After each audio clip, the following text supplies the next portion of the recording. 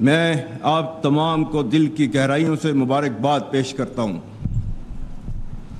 یہ لمحات خوشی منانے کے ساتھ ساتھ اللہ تعالیٰ کا شکر بجا لانے کے بھی ہیں کہ اس ذات باری تعالیٰ نے ہمیں پاکستان کی صورت میں آزادی کی عظیم نعمت سے نوازا اور حوصلہ، ہمت اور طاقت عطا کی کہ ہم نہ صرف اس مملکت خدا داد کا دفاع کر سکیں بلکہ اس مسلمہ حقیقت کو آنے والی نسلوں کے لیے ایک کامیاب اور عظیم مثال بنا سکیں۔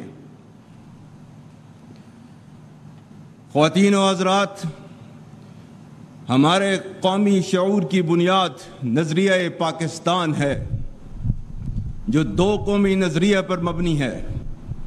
اس تاریخی اور دائمی نظریے نے بر صغیر کے مسلمانوں کو ایک علیحدہ شناخت، ثقافت اور تہذیب قائم کرنے کا موقع فراہم کیا۔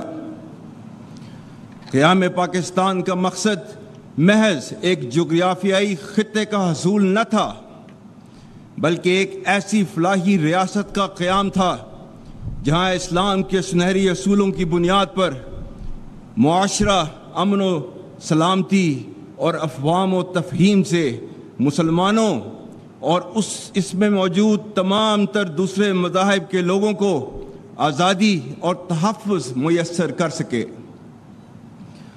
آزادی پاکستان علامہ محمد اقبال کی مدبرانہ سوچ، قائد اعظم محمد علی جناح کی عظیم قیادت اور بر صغیر کے لاکھوں مسلمانوں کی بے لوث قربانیوں کا ثمر ہے۔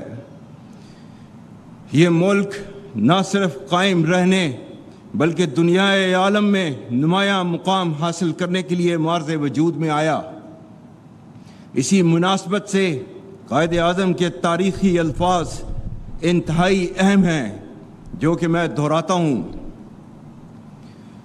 We have undoubtedly achieved Pakistan, and that too without war, practically peacefully, by moral and intellectual force, and with the power of the pen, which is no less mightier than that of the sword, and so our righteous cause has triumphed.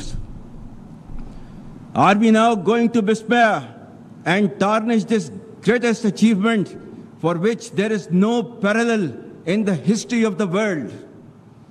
Pakistan is now a fait accompli, and it can never be undone.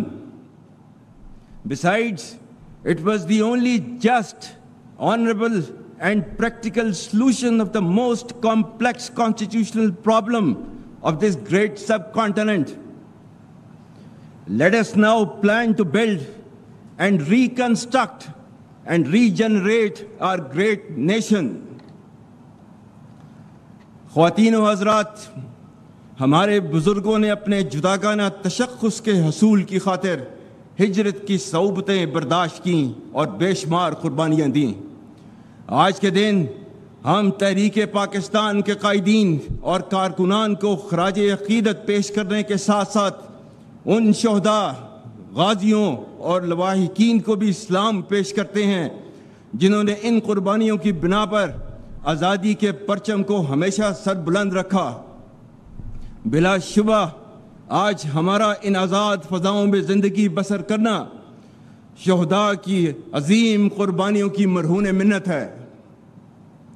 جس طرح قیام پاکستان کے وقت ہمارے اجداد نے متعدد مشکلات کا سامنا کیا، اسی طرح ہم نے اپنے ارتقائی دور میں خاص طور پر ماضی قریب میں متعدد چیلنجز کا بخوبی مقابلہ کیا۔